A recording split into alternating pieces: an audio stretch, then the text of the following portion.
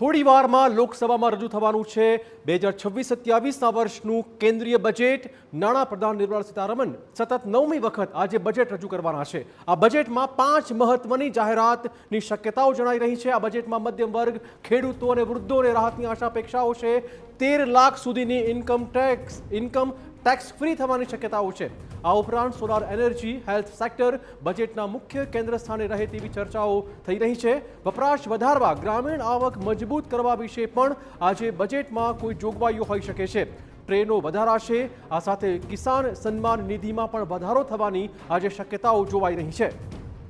તો નાણાપ્રધાન નિર્મલા સીતારમણે બજેટ પર રાષ્ટ્રપતિની મંજૂરી લીધી છે। રાષ્ટ્રપતિને નિર્મલા સીતારમણે બજેટની કોપી સોંપી છે। બજેટ પર રાષ્ટ્રપતિની મંજૂરી બાદ કેબિનેટની મંજૂરી લેવાશે અને આ પ્રક્રિયાનો જ એક ભાગ છે કે જે આજે ફોલો કરવામાં આવ્યો છે। રાષ્ટ્રપતિ અને કેબિનેટની મંજૂરી બાદ સંસદમાં બજેટ રજૂ થશે। થોડીવારમાં કેબિનેટમાં બજેટને મંજૂરી મળશે અને 11 વાગ્યાની આસપાસ નિર્મલા સીતારમણ એ બજેટને દેશ સમક્ષ મૂકશે। આજે આવી રહ્યું છે દેશનું બજેટ। આજના આ બજેટથી સામાન્ય વર્ગ, નોકરિયાત વર્ગ, વૃદ્ધો, પેન્શનર્સ, આ ઉપરાંત ઇન્વેસ્ટર્સને ખૂબ બધી આશા અપેક્ષાઓ છે, કેમ કે જે રીતે વૈશ્વિક માહોલ છે, વૈશ્વિક કટોકટી, વૈશ્વિક યુદ્ધનો માહોલ છે, સોના ચાંદીના ભાવ ખાસા ગગડી ગયા છે, માર્કેટ ચોક્કસ વોલેટાઇલ છે। સ્ટોક માર્કેટ પણ આજે સવારથી જ જાણે કે નેગેટિવ રિએક્ટ કરતું હોય તે પ્રકારના સંકેત મળી રહ્યા છે। ત્યારે આજના બજેટમાં એ કયા પ્રકારની રાહતની જોગવાઈઓ શક્ય બને છે તે જોવું મહત્વપૂર્ણ સાબિત થવાનું છે। લગભગ 11 વાગ્યાની આસપાસ લોકસભા ગૃહમાં આજે મૂકવામાં આવશે કેન્દ્રીય બજેટ।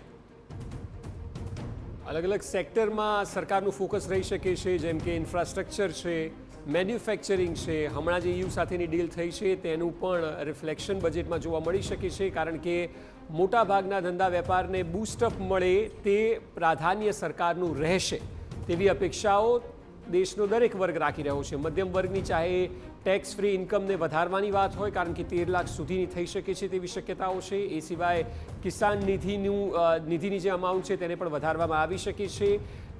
મેન્યુફેક્ચરિંગની જે વાત છે, IT સેક્ટરની વાત છે, AI જેવા નવા ટૂલ પર જે પ્રકારે ભારત સરકારે કામ કરવાનું છે તેને લઈને પણ ક્યાંક રોડ મેપ આજના બજેટમાં જોવા મળી શકે છે।